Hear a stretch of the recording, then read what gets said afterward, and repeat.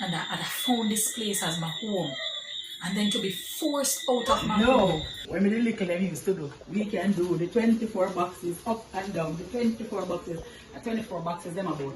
Stir fry, stir fry, stir fry. Hey, hey. Welcome guys, welcome to another episode of Life with Sharon. What we'll be doing today? I don't really know. Just follow me and you will see. Wicked! Hey, yeah, big selector. Oh, and a selector, DJ. But anyway, please remember, like, share, comment. Most importantly, subscribe. Turn on that notification bell. That when we are here, you will be here too. See you later. Hey, stir fry. Something. And that. There got something. And that. Welcome, guys. It's another story time. But this story time is not one that is going to be of laughter, but one that is going to be more about my life, personal life. So let me get into the story. It's actually about how I've been forced out of my home. Nobody wants to be forced out of the home, whether it is by fire, by flood, whatever it is, where you have to leave your comfort zone. Because one thing I know for sure, it doesn't matter where you live. You see, as long as you step through your door and reach your comfort zone, that is your comfort zone. No matter what is happening outside, you find comfort where you live. And once it is a home, no quarrel, no fuss, no argument, yes, you are going to be comfortable. It matters not whether a one bed you have and one dresser and one stove, no matter where you have in there.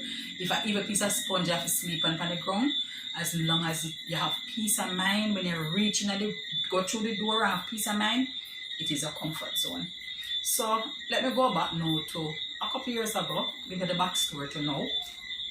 In 2019, when my daughter got accepted for university, when what we all know Jamaica hard, and it is harder to even maintain a child who is in university.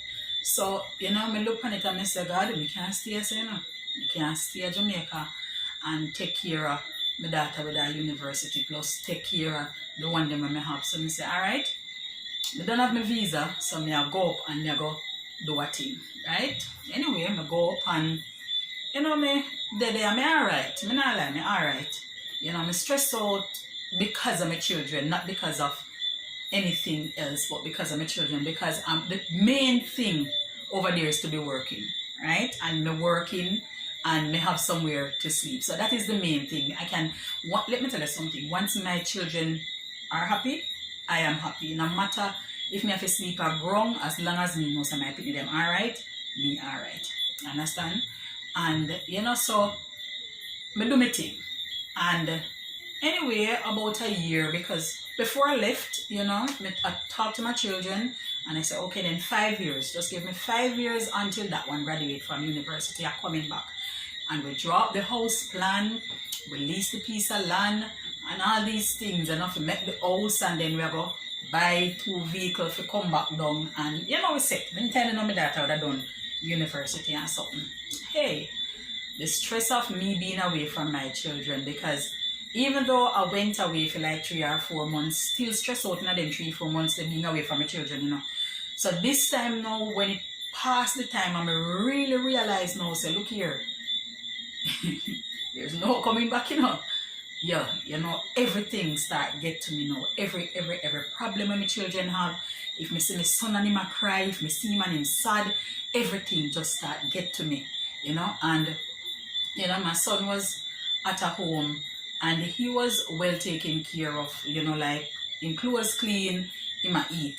But emotionally, he was not okay, right? And all of that started getting to me.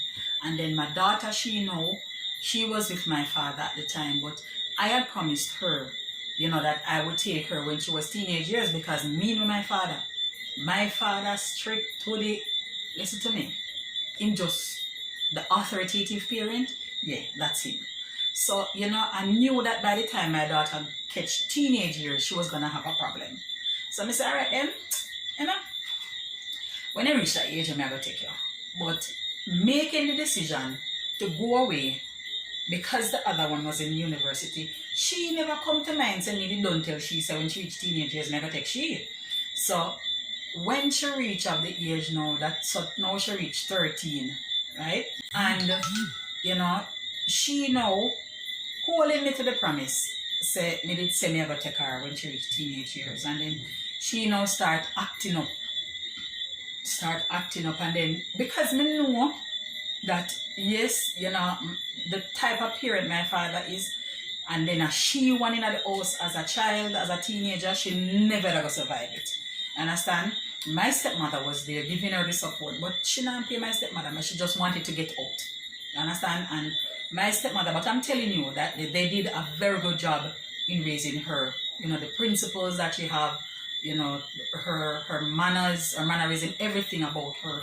But it's just that she would not have survived her teenage years, you know, there.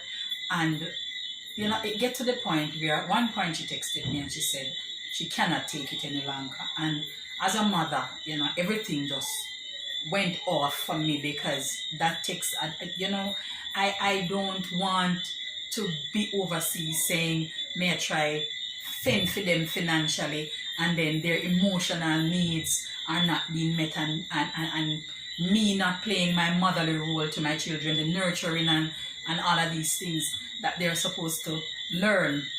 And so it took a toll on me, because every time she texted me and saying that, you know, and I know of a fact, remember I tell you I know, because let me tell you something, living with my father, I was so afraid of my father, so afraid. I couldn't eat around the same table with him. I mean, if me I eat and him come around the table, the one spoon of rice I'm going to put in my mouth, I go stay in my mouth for the whole time and sit down on the table, because if me just swallow that spoon of rice, me go vomit it up. And I go vomit more than the spoon of rice. That was how afraid of my father I was. And person might say, so why you send your daughter down there? But at the end of the day, my daughter, when she was born, you know, she started getting sickly.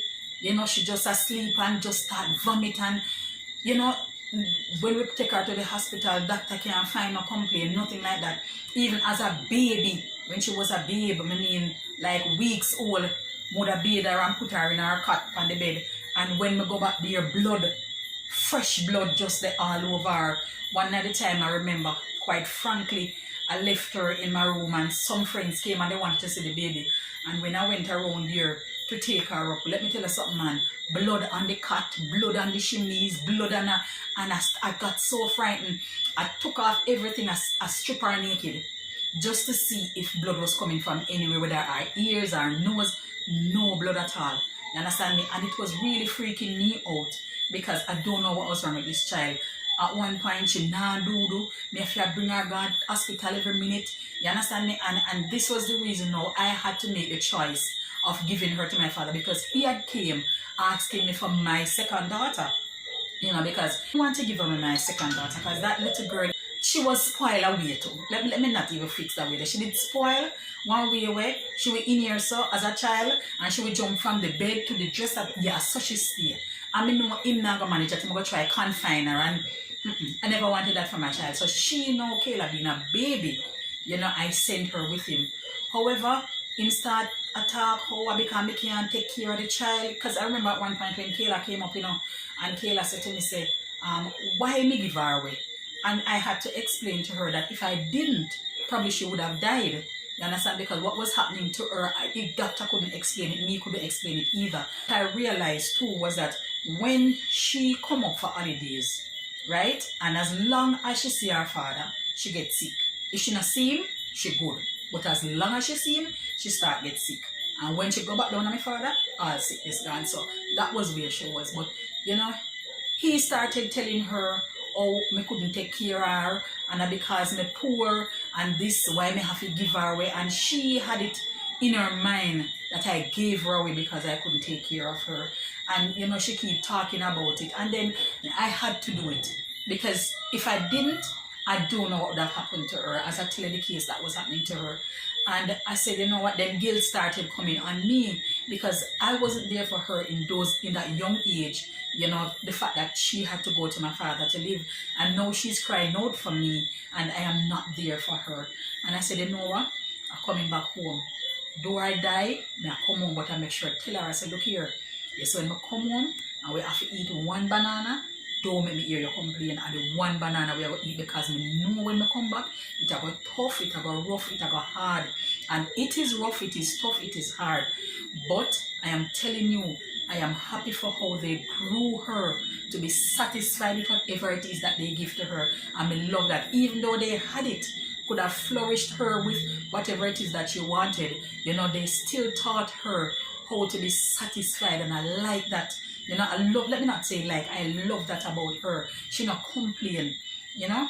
But when I was to come down now, you know, the house was given up that I was living, because remember me telling myself we done plan for all of that, and it have been 2 years since me up there.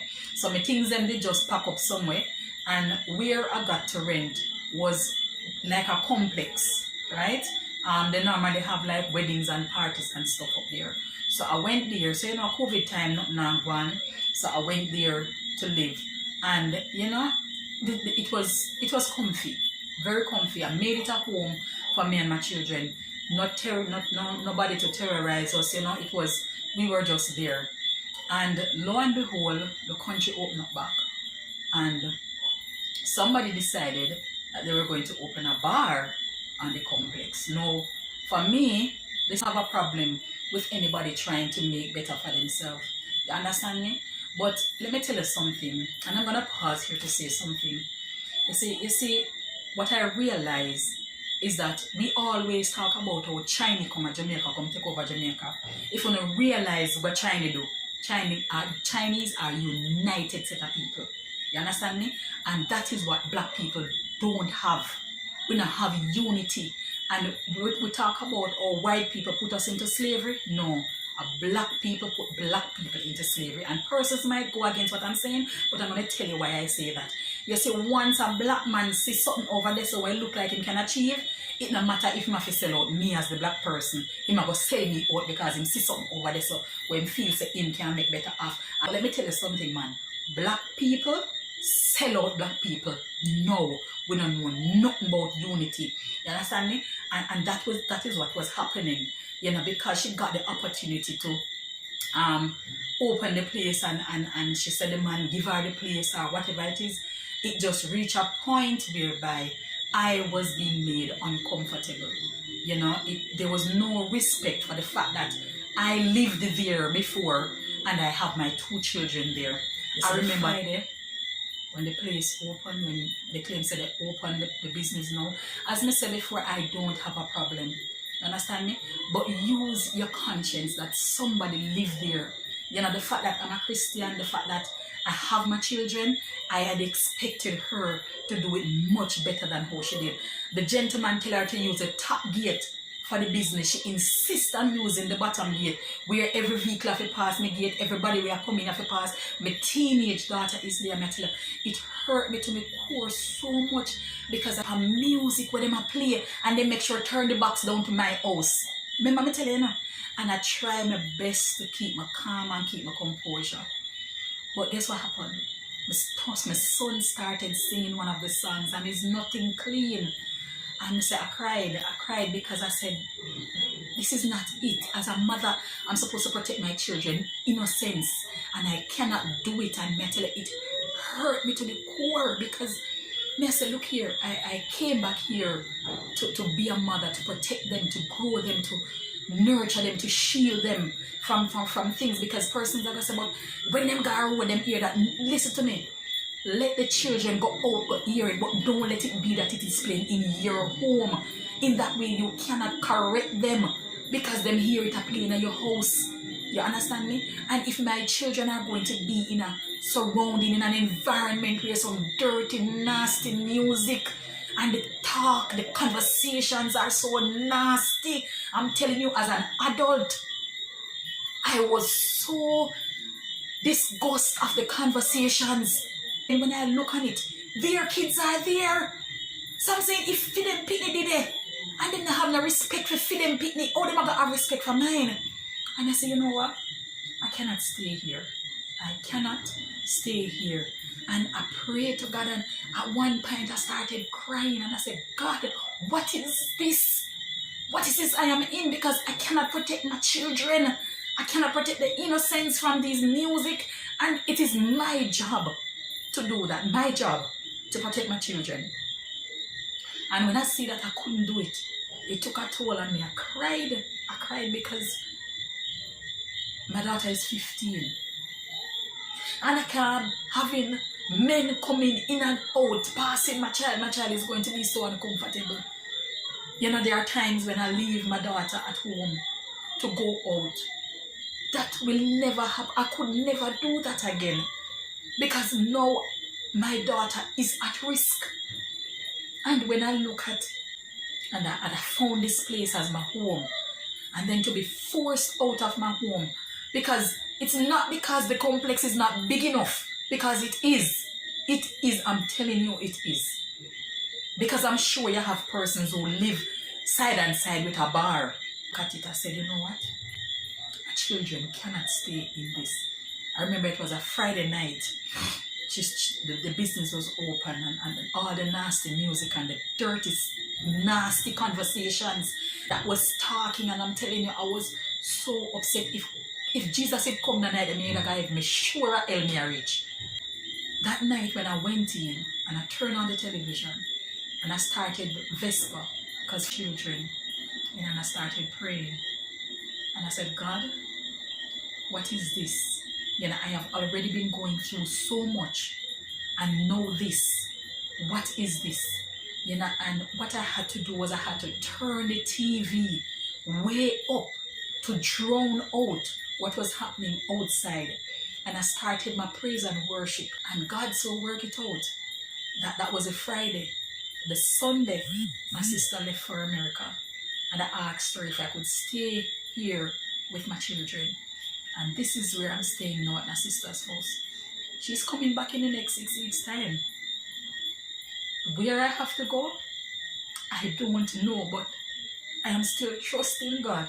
You know, that I don't have to take my children back in that situation. I don't, especially my daughter, you know, she's 15, and we know that this is the age that they are at risk. And I can't afford to have her exposed like that, you know. She's not going to be comfortable. I am not going to be comfortable knowing that these are the conversations. We know that men drink. If they would not have done something when they're in the normal state, we know that if they drink, they are going to do it, you know. And I you know, that part of it, you know, it just keep me at a place where I am stressed. I try not to show my children, you know, but I am stressed because for me it's like I have failed them. You know, I cannot protect them and go through anything. Once you have a safe space to meditate, to clear the air, you can go through anything, you know. But when there is no safe space, when there is no haven for you, you know, then everything just come crashing down.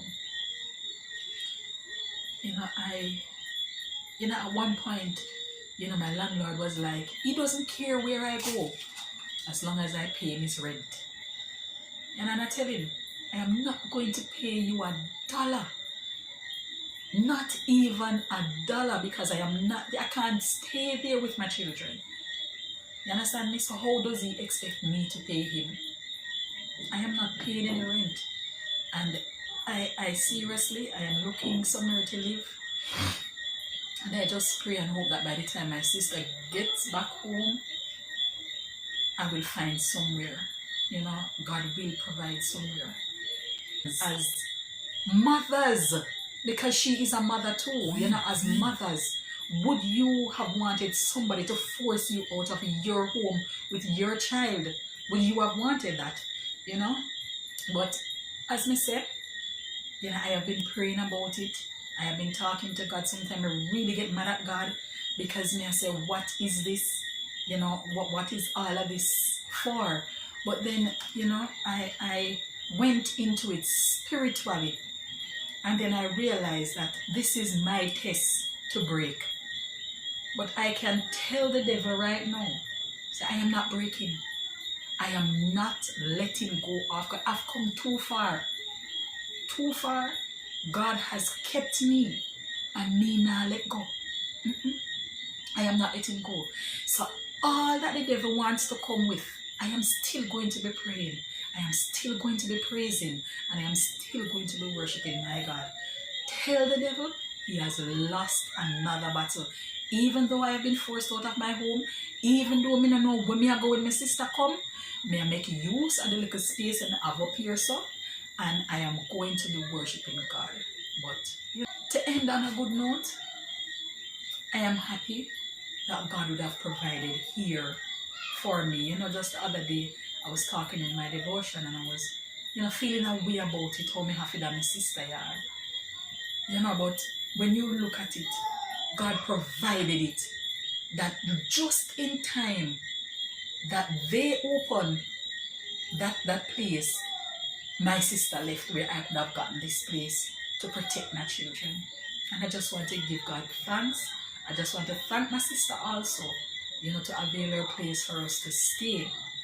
You know, even though by the time she come, Xavier would have given me a man heart attack and stroke. But I tell you, you know, to God be the glory, great things he has done. And as a Christian, as a Christian, we have to know that all things work together for good. The human side of us is going to be overwhelmed. The human side of us is going to be saddened by the things that are happening. We should cry. You know, we should express ourselves, but we should also have hope. Hope that all that is happening is just for a matter of time. And we have to go through these tests in order to have a testimony. You know, the trials that we are going through, you know, the troubles, we are going to come out victorious. So I just want to say to somebody, you know, even though me I go through my crucibles, you might have go through your own, but let us just hold on to God. Hold on to Jesus, because let me tell you something. When we say we turn Christian, oh Jesus, people are going to curse me. We can't make a mistake, can? Yeah, man, the least mistake you make you say, oh, you're a Christian. And oh, she says she's a Christian. We're not supposed to make mistake. We are supposed to be perfect. But I am here to tell you, we ain't perfect. And if we were perfect, we wouldn't need the Lord. Amen. Hallelujah. Somebody preach it, sister. But, you know, I am going through, I am holding it, and I am giving God thanks. You pray for me. Pray for me for my strength, that I can keep up and I can keep going. It's bye from me. Love you guys. Thank you for listening to my sad story. I'll catch you in another video. Oh, you know what I'm going to do now? Let me tell you which video I'm going to do now. Me, I'm going to make the track back. I'm just like, I'm stress out and tired. And yeah, I lie, I'm not stress out. Me just going on one mode a while ago. Yeah, but I come out of that mode now. I go around this up, I make my track back. I guess I buy my peanuts, I have my ripe banana, I have my molasses, I have my oats, I have my Irish mash, and I can't forget the Lasco. Hey, so I go right out this up, go make my chang back. See you. Peace out. Guys, we've come to the end of another video. And please share, like, and subscribe and follow us on Instagram. Which Instagram? Catch you next time on another video. Please remember to subscribe, like, and leave a comment. Peace out. Bye.